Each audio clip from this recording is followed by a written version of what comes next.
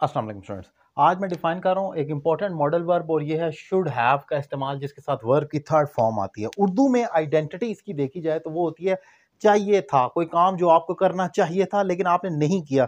हम इसकी अगर डेफिनेशन देखें तो ये मैं पहले भी डिफाइन कर चुका हूँ, लेकिन इंपॉर्टेंट स्ट्रक्चर्स हैं, so obviously we have to define them again and again in order to make them perfect in your mind. उसको रिपीट करता रहता हूँ मैं बार बार, क्योंकि ये ऑनलाइन क्लासेस में भी यही कंफ्यूजन रहती है, तो उन्हीं टॉपिक्स को मैं पिक करता हूँ।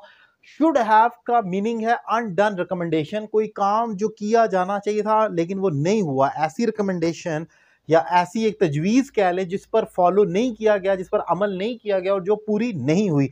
होना चाहिए था लेकिन नहीं हुआ, वर्ब की थर्ड फॉर्म आएगी।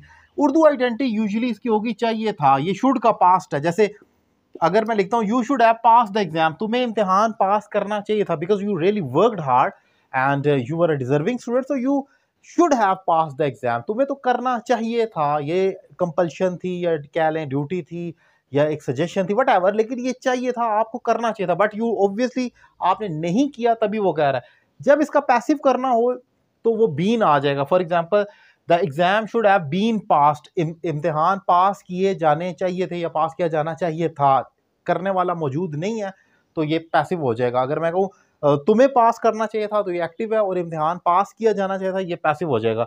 एक शुड हैव का डिफरेंट यूज भी हो सकता है, जब इसमें मेन वर्ब ना हो तो बीन आ जाएगा। जैसे you should have been in the office, तुम्हें ऑफिस में होना चाहिए था। अब यहाँ पर ये जो बीन आया ये एज एन एक्शन वर्ब आया। आपको पता है कि शुड हैव के साथ हमेशा वर्ब की थर्ड फॉर्म आती है, लेकिन क्योंकि इस फिक्रे में कोई एक्शन वर्ब मौजूद ही नहीं है तो फिर हम वहां पर बी की थर्ड फॉर्म बीन ले लेंगे। बी की बेस फॉर्म जो ली जाती है वो इज एम आर है, सेकंड वॉज वर है, तीसरी बीन और चौथी बीइंग होती है। तो यहाँ पर क्योंकि ये शुड हैव का थर्ड फॉर्म आनी है तो बी की थर्ड फॉर्म बीन कंसिडर कर दी जाएगी। तुम्हें ऑफिस में होना चाहिए था। जब एक्शन वर्ब नहीं होता तो याद रखें वहां पर बी की थर्ड फॉर्म आती है। तो ये शुड हैव एक इंपॉर्टेंट टॉपिक है। शुड से इसका फर्क जो है वो ये है कि शुड का मीनिंग है कोई काम करना चाहिए जो प्रेजेंट में करना चाहिए, अभी करें आप, आपको अभी करना चाहिए। और शुड हैव का मतलब है कोई काम जो करना चाहिए था लेकिन आपने नहीं किया या किया वटएवर, लेकिन वो करना चाहिए था। This is the difference between should and should have.